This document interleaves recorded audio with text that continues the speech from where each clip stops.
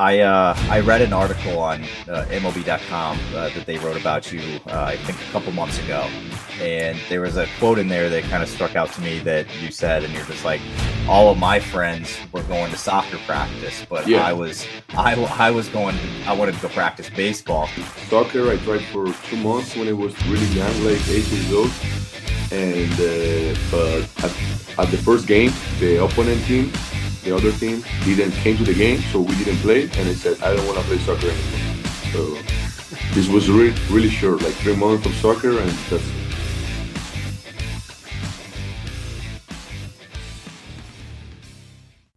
All right, guys, welcome into another episode to the Show We Go Baseball podcast. Today's episode, we are dipping into the Pittsburgh Pirates organization. It's a guy that has probably one of the more unique backgrounds that we've had on this show this offseason. It's Alessandro Ercolani with the Pirates. And obviously, he's got a very unique story, being the only player from San Marino that's in the professionals right now. So I'm going to get into some of that a little later because that's obviously some of the very interesting stuff that I know that me and Chris, and I'm sure people listening would be very into. But I kind of like starting these off on a light note. And I just want to see, I know you're back home right now in San Marino. I just wanted to ask you, how's the offseason been treating you so far? it's going. My off season is gonna be is going really good. I'm past sometimes with my family, with my friends, with everyone like near me, close to me, and I'm keep like doing all my baseball stuff, getting stronger in gym, working on soft mobility things. So it's going pretty good. What does it look like back home with training? And I'm just for those that aren't too familiar with San Marino or even just baseball overseas, like what does that look like, your training regimen, I guess, back at home compared to when you were in the United States? Yeah, obviously, like I have a plan. Like my trainers with the Pirates, like send me a plan, and obviously it's a little bit like more difficult than in the States, just because in the States we have like everything we need to, and here I'm going like just in gym, like a public gym. So I'm trying to find everything I need in the public gym. And for baseball, I'm going in in San Marino Stadium, the only one we have in San Marino, and it's not like really beautiful like all the stadium in the states, but it's still a baseball stadium, so that's perfect for me. It's enough for me. Okay. Well, I want to dive into it. I had a couple boring like baseball related questions before we kind of get to some things like off the field and things like that. But you spent 2024 in Greensboro Yeah. pitching in the Pirate system. Can you just give me a couple takeaways of what you thought about pitching in Greensboro this year? The beginning of the season was like really hard for me. Was really hard. The first 2 months I had like a lot of like problem like my head and everything, and but at the end, like I tried to take away all this problem and just like focusing on baseball, and I saw like a lot of difference, and I was really happy.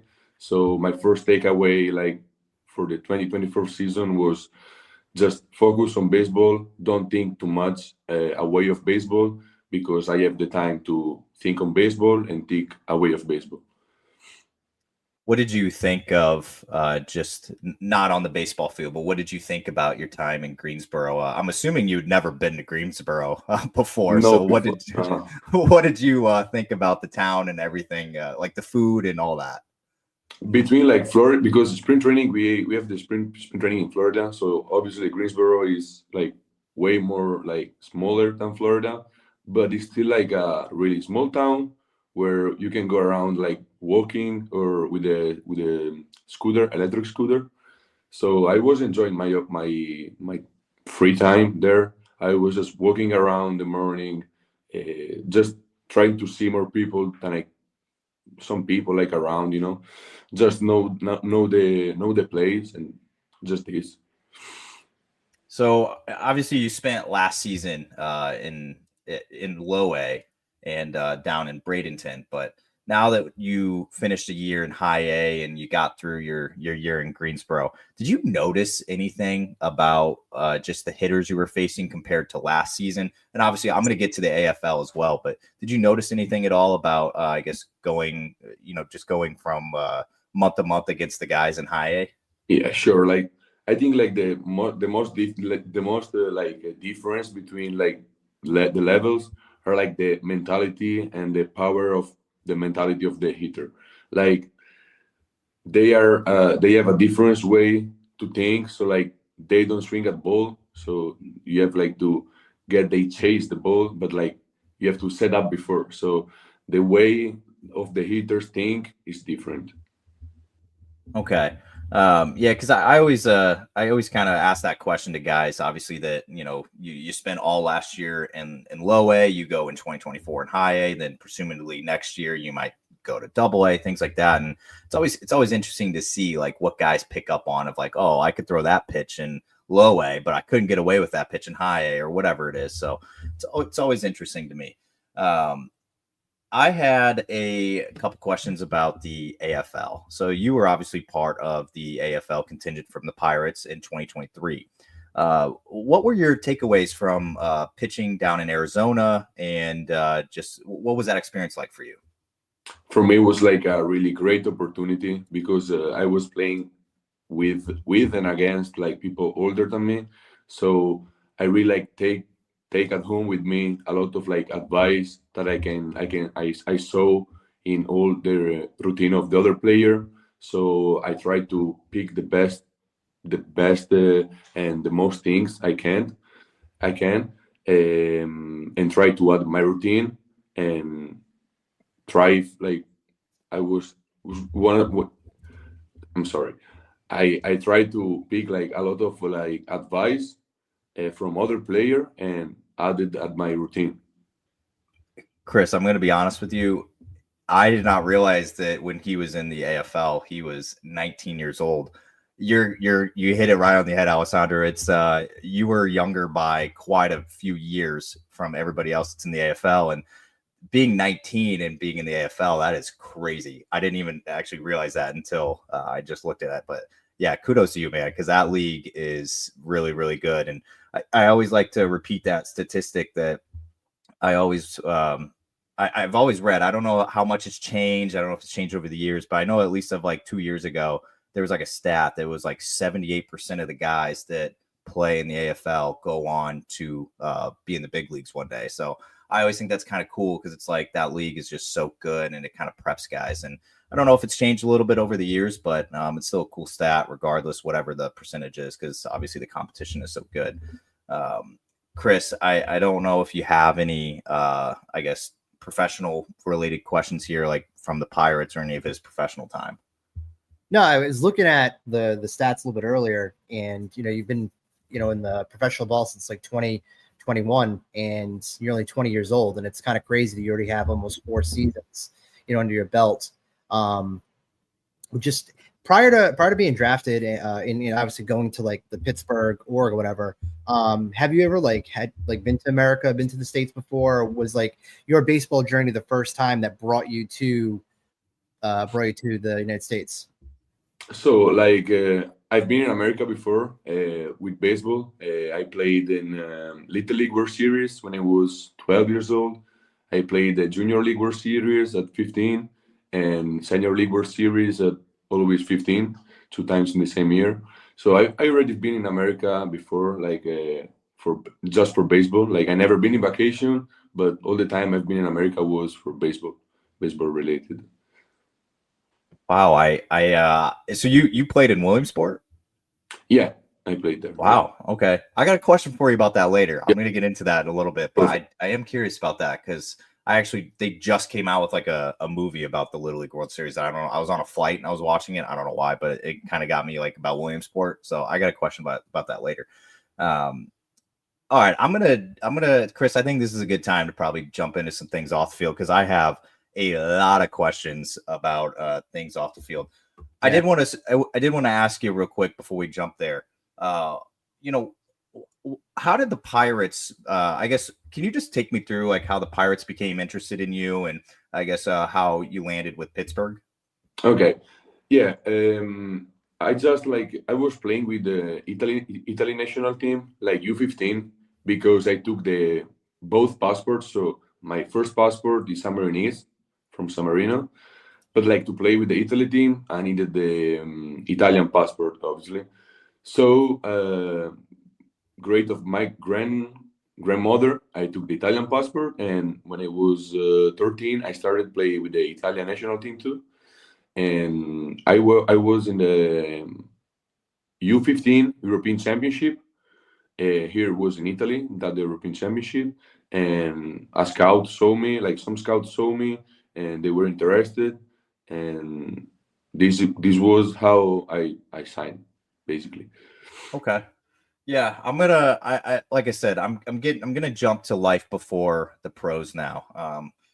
It's I know you signed with Pittsburgh at a young age. I know that you're still only 20, which is crazy.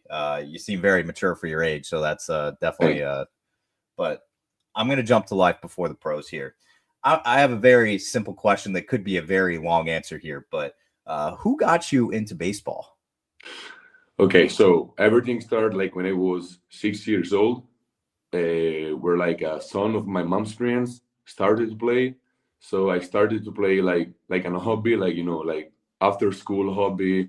You just go there, play, work 2 hours, but it was just only for fun, nothing serious. I never think about I'm gonna be a minor league player or something else,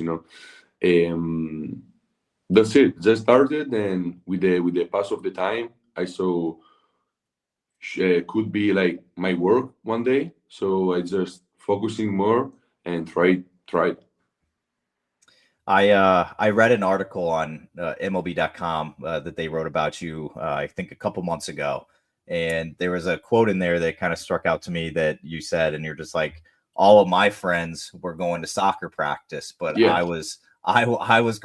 wanted to go practice baseball. So were you a soccer player growing up? Did you play any other sports? And I guess how hard was that to kind of leave, not go that route with the rest of your friends and choose baseball? When I was younger, I tried a lot of sports, really a lot. I tried soccer, I tried basketball, I tried swimming, I tried volleyball. I read a lot of sports, but soccer, I tried for 2 months when I was really young, 8 years old. And but at the first game, the opponent team, the other team, didn't came to the game, so we didn't play. And I said, I don't want to play soccer anymore. So this was really short, 3 months of soccer, and that's it.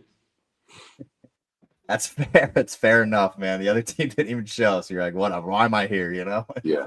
All right. So I apologize for this in advance, but when I found out you were from San Marino, I actually had no idea where it was located. I didn't realize it was landlocked, small little country, landlocked by Italy.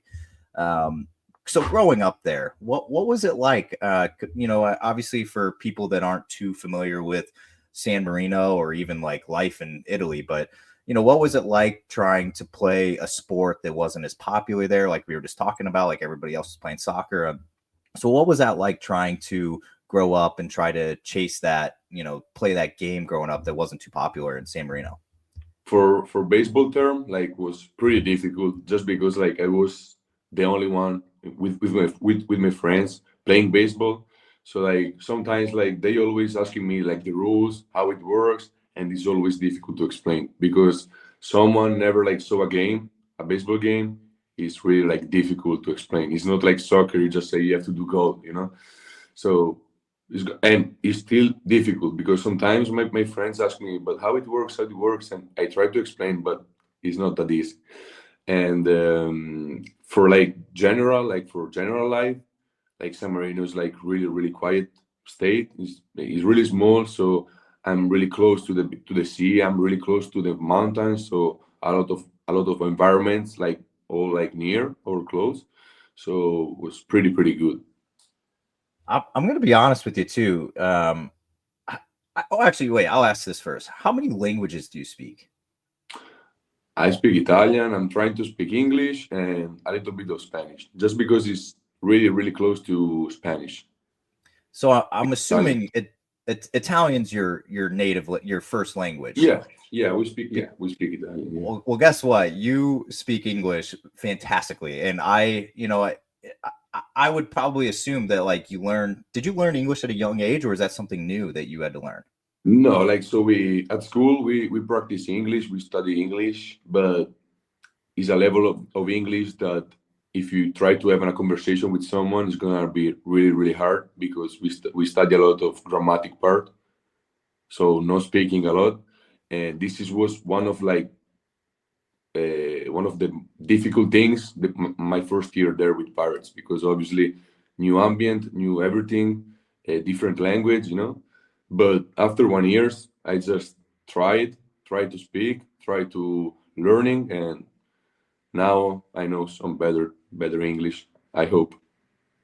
I mean, I would have thought that you've been speaking English for years because we're communicating just fine. And, I feel like I literally feel like I'm talking to a guy that's spoke English for probably 10 years. So kudos to you for that, because learning a language is not easy, especially the English language. I would assume our language makes no sense.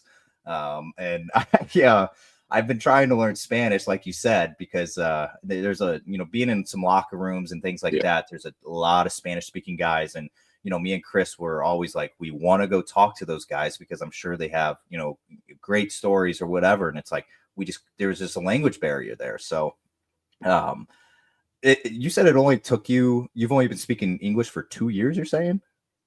No, like I'm speaking English like for 4 years, like all the years. Okay. I was in America. And I was studying before when I was in San Marino school, but wasn't an English that you were practicing speaking, but just like writing or just like, speaking a little bit, not like too much. Okay. So did you, when you came over, to join the Pirates and going to the complex and everything, did you have to have like an interpreter, or were you kind of like at a point where you were good enough? No, I didn't have an interpreter. I was speaking like some words and try to like make sense and try to like respond, Okay. Yeah, I'm always curious because obviously the guys that come over from like the Asian countries, obviously they, a lot of those guys need it. And obviously with all the Spanish, the guys coming from the Dominican and, countries like that, it's been, they sometimes need it, sometimes don't. So, so when you got to the United States, you were a young cat, man. That's kudos to you again. I'm giving you a lot of kudos this episode, but doing what you did at such a young age is impressive, because when I was 17 years old, I was not mature enough to go leave the country and do whatever. But how was it, I guess, initially getting to the United States, I guess, with the culture? Yeah, okay. So I just want to say one thing before, because like I wanted to like leave my country like at 16 to play baseball, just because like where I lived was really like difficult to growing up in baseball terms. So I preferred like just to leave San Marino and go in America to try like to growing up with having like a plan, with having like people know baseball, people that can help you a lot more. So I just leave at 16 years old. And in general, like, the first year was difficult because you go at 16 with people like they are older than you, with people speaking another language, with a different routine, different environment.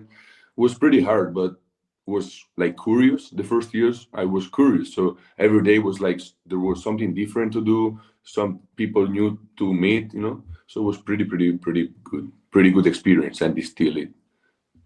I can only imagine, being that young, and, I just think of when I was 18 and, going off to college and, leaving the family behind, like I can only imagine how hard it was for you possibly to, leave your family at such a young age. Was that difficult at first, just trying to like be away from the family at the very beginning? And I guess, how did you overcome that? Like when I was 16, I was like really, really curious, like to see like all the different like type of life, So I have to say like the first year wasn't like that difficult, because nowadays we have like phone and everything and you can call it. But I have to be honest, like after 1 month, every time like the family, I start like miss the family, miss all your friends, and it's still like this. But this is the only way I can try to reach my goal, my dream. Chris, if you want to jump in, if you have some Yeah, I stuff. was kind of curious because you, Andrew asked a little bit earlier about how you got into baseball and stuff like that. Did you have a mentor though, someone that kind of helped guide you as you were, developing and learning baseball, and obviously getting you here to the States to play? Was there anyone in particular that you would like to kind of highlight or shout out that was a big part of your life, getting you to where you are right now? Yeah, like when I was like young, at 14, I was training a lot with Bill Holberg, and was like a really like famous like here in Italy person that helped a lot of guys. And like I think 4 or 5 years ago he passed away, but he really, I'm really grateful with him because he really like explained me another, he opened my head to like the American baseball, so different type of baseball. So when you say a different type of baseball, what, and obviously like when you're growing up over in Europe, and I think it just became a kind of a spotlight when the World Baseball Classic was on, just a 2023. But what are some of the differences between playing baseball in Europe compared to playing in the United States? In Europe it's just like a sport, and when you're in America is a life type of life, you know. So like in Europe with baseball you can't hit, you can't like do only baseball like as a job. In America you have a lot of possibilities and you can make baseball your job and your everything, you know. So I saw you were initially listed on the 2023 roster for Italy for the World Baseball Classic. You never got called up to it, but your name was listed on the provisional Yeah. roster that they announced. So going forward, I think everybody fell in love with the World Baseball Classic this past time. I think it really caught a lot of eyes. Obviously, you had the USA and Japan, and just Great Britain made a cool run. Like you had like a lot of these cool stories that I think a lot of people gravitated to, even in the United States. And we kind of saw like, Japan, what they were doing and how good they were. And, even countries, all over the place that we had no idea that would be as good as they were. What are you looking forward to possibly being on that roster going forward for Italy? And I guess like what kind of things are you looking forward to try to make that roster moving forward? Obviously it's gonna be like a dream, obviously too, because World Baseball Classic is like the symbol of baseball, I think, like where all the nation play together against. So it's gonna be for sure one of my goal, and to become one of the name in the roster. I just have to keep working, doing what I'm doing right now, and just these things. Don't think too much at this. Like, don't think to be like one of the name, but just like keep working, like normally, keep working like I have to growing up, and that's it. I think. So yeah, you're the only guy from San Marino that's in professional baseball right now. What does that mean for you? Obviously, going back home, being around like all the people you grew up with and everything. Is it a little different, like coming back after like being in the United States and playing ball, and then going back to like, do people treat you different? Like, how is it back home? No, like people, like all my friends treat me like the same, and I'm really grateful that it's like this, just because I'm a really humble person. I'm just don't want to be treated different because I'm not anyone. So I just do the life I was doing 4 years ago when I was here. Stay with my friends. Just go together out, you know, hang out together, eat something in one house, like in 20 person. Just stay together. That's it. Okay, I got one last question regarding San Marino here and yourself, but with you being the lone guy that's over in playing professionally from the country, what does that mean to you, just being like the representative of your country? Obviously, it's like something I'm really happy for, just because like you guys don't know where was San Marino. I know I'm really happy like to people start like know where's San Marino. So maybe one day I can say I'm from San Marino and people know it, because now sometimes with people I don't know, I have to say I'm from Italy just because they don't know where's San Marino. Second things, what was the question? My bad. It was just like, what does it mean to you to just represent your country, your native land, like, just being the guy. Yeah, and obviously, like, my dream is gonna be like to go in the show and be like the first one go from San Marino go in the show. Yeah, that's I think that's pretty unique what you said. Obviously, like, you want people to know like where San Marino is, because it's like myself, obviously, like I couldn't have told you where it was on a map, but I almost think back to I'm not sure how familiar you are with with Xander Bogaerts in Aruba, where he was from, but Chris, I would like to say that I couldn't have pointed out Aruba on a map until Xander Bogaerts came to Boston, and then he ended up bringing so much, I guess, and I know there's other guys like Didi Gregorius and a few other guys that are from there, but it just brought so much awareness even to like the New England area of like, hey, Aruba, like that's a pretty, good spot now. So hopefully one day San Marino is just like that, where it's like, hey, like even the Pirates fans are like, we know exactly where that is. That's right there in Italy. So, all right. I have a few off the field questions, just beyond the box score things that, just off the field stuff. So nothing too crazy. But my first one here is when you're not on the field, you're not training, you have an off day. What do you do in your free time? I'm really a boring guy. Like I don't do too much. I just prefer when I have an off days. I just prefer like chill in my house, my bed, sleeping. Or maybe go out if I have the possibilities, like in the swimming pool, take some sun, listen to some music. That's it. Okay. So I'm not sure if you've caught on to this yet, but a lot of pitchers in the systems, I'm assuming the Pirate system is no different. They all golf. Have you ever gotten in on the golf train? No, like all my friends, all my teammates, they play golf, but I never been, and I know I'm not really good, so it's not something that interesting me, so I never tried. Maybe this year I'm gonna try for one time, just like to try and see, because like everyone is playing and say what golf has like that everyone loves it, so loves it. So I want to try. I have to try this year for sure. Yeah, I was gonna ask you too, is golf like a thing? Are there any courses in San Marino? No, golf in Italy is not popular. I think it's less popular than baseball, maybe. Yeah. And really, because I was just watching the Ryder Cup in Rome, and it was electric last year. I'm not sure, just because I don't follow golf a lot. Yeah, that's fair. But I never heard someone playing golf. Like all my friends, all the people I know, I never heard someone playing golf. So okay. It's interesting. Yeah, the Ryder Cup this past year was in Italy, and it looked awesome. Like it looked the European fans really brought it. So I don't know if maybe it's up and coming. Like I don't know, but it did look cool. So next question here: if you were not playing professional baseball right now, what would you be doing with your life?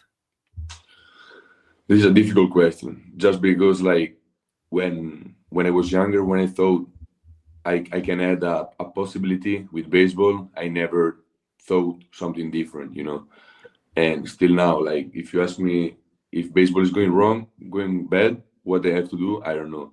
Just because in this moment I just have the one plan A, and so I don't know. Okay. That's fair. I mean, it shows that you chose the right thing, obviously, if this is what you're doing, what you love, All right, so next question here. It's I'm going to change this up, actually. So who are some of the athletes that you watched growing up? Like it can be baseball or non-baseball. Like who are some that you looked up to?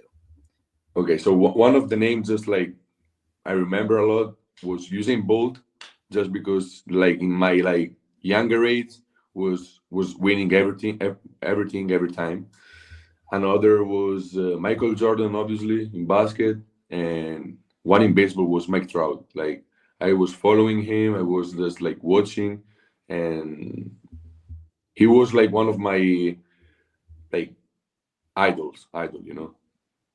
So who, obviously you listed some of those names, but are there any sports teams that you really followed? Like, were you a fan of any team growing up?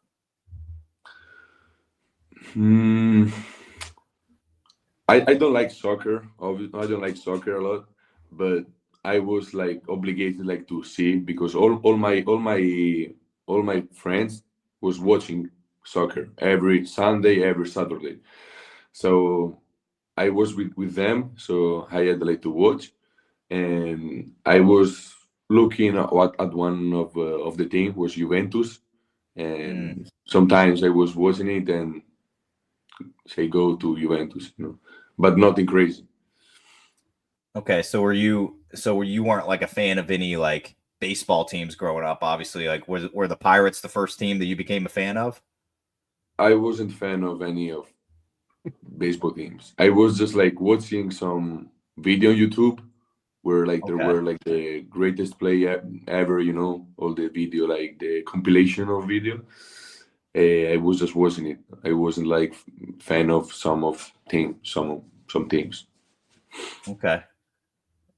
That's so interesting to me, Chris. It's like I guess I'll follow up on that. How so you obviously said you were watching YouTube videos, but so you weren't able to watch like any major league games. Like, how accessible was that to watch growing up? Like it's really difficult like to see like MLB games here, Wow. just because like with the provider we have, like maybe there is one game a month. I'm not sure, and is during the night, so it's like when we are sleeping. And when I was younger, I never like watched a baseball game. What are your thoughts on American football? I tried this year like to watch it with some of my teammates, and I understand like some rule, but not everything. So I'm 50-50, and this year I want to understand everything. Yeah, I'll talk to you in a couple years and you're gonna have a fantasy football team. I'm sure all your teammates were probably talking about it. You'll have one. I know you will. You might not know what's going on, but you're like, I'm rooting for this guy and this guy to get all these because points. I have him in the football fantasy football. Yeah. Chris, do you have any off the field things here? I have one more before I wrap up. Yeah, I do actually. I'm actually really interested about like the food that's out there. And then before I ask you about the food out there, what's your take on Italian food in America? Because obviously it's a little different. So like when you order and eat it out here, like what's it like to you compared to what's back home? Okay, so first things, like if I am in America, I'm not looking for Italian food. That's fair. If I want Italian food, I'm going back in Italy. But I tried like I tried some pizza, and I'm not saying it's not good because I'm eating it and it's okay. But if I have to say it's the same, it's not. But it's still good. It's still good, but not the same. Yeah, because every time like I'll go and I'll be on TikTok and I'll randomly get these different videos, and there'll be people that are from Italy and they'll be here in this country and they'll try, to your point, pizza or pasta. Or I remember watching this video and this girl like gave her husband who's from Italy this Alfredo sauce. He's like, what is this? He ate it and tried it. But I'm always just kind of curious and like to see if that's just like a shtick or if that's actually like a real thing. But kind of seeing even just your face talking about the pizza, it's a real thing. Yeah, and I want to say only one thing, just because my pitching coach of this year's, he was thinking the chicken parmesan was from Italy, but I have to say it's not. So chicken parmesan is not Italian food. I had a really good chicken parm sandwich on Saturday, following up some grocery shopping. So if we were going out to where you're from, what would you recommend for food? Some ravioli, tagliatelle, and some beef, obviously. It's on the bucket list, man. I want to go over there and I want to eat because like you said, it's like people that come over here, and my wife did study abroad in Italy for a summer in college, and she talked about, eating some of the food, and it's like you don't feel as gross afterward, like compared to like eating it here in America, because it was all those like, you know, whatever it is they put in the food here. Eating it over there, she said she felt so much lighter. She was eating gelato every night. She was doing this, and she still felt so light. She's like, how? Like, how is this a thing? Like, the wine even didn't give her a hangover, like all this stuff. And she's just like, I don't know what it is, but the food over there just seems so much better. Did you eat any like chains over here in America? Did you come to liking on anything? Like Italian chain? No, just chains in general. Yeah. What did you like? What were some of your favorites? I like the Longhorn from the beef. Okay. Yeah, Longhorn Steakhouse, yeah. And I like McDonald's, so sometimes it was McDonald's. And I like Chipotle a lot. Oh yeah, that's a good one. And these are like the best one. Like, do they have McDonald's and Chipotle in San Marino or Italy? In San Marino, no. We have in Italy. It's like 15 minutes away from my home. We have a McDonald's, but we don't have Chipotle. I wonder, like, if we have a Chipotle near here, because every day I want to eat a burrito, you know. It's a classic, man. All right, I got one question left for you here. We'll end it on this. Spring training is right around the corner. I talked to you. We talked about it earlier. You know, you're only back home for, you know, maybe about a month longer here, and then you'll be right back into the States and down at the at the complex for the Pirates. And I would say the spring training coming up for you is kind of big. You know, you had a good year in High A. You could be starting the year in Double A. What you can just give me one or two things that you're looking forward to the most for this upcoming spring training with the Pirates? Okay, so I just want to arrive at spring training where I'm 100% ready to go in the game and just throw how I know to do it. And I worked really hard in this off season, and I'm still working on just getting stronger and do a lot of like exercise, like to stay healthy all through the season, and a lot of mobility, like for the hip, for everything. So my goal is just like go into sprint training and just like be ready and play and compete. All right, Alessandro, we appreciate all the time you gave us, and definitely big thank you for hopping on from back home. And we're going to be looking forward to seeing you in spring training and see how you do, and obviously wherever you begin in 2025. Cool. But thank you so much for hopping on. Thank you so much, guys. Thank you so much to give me the opportunity like to speak with you guys, and I'm really appreciate it.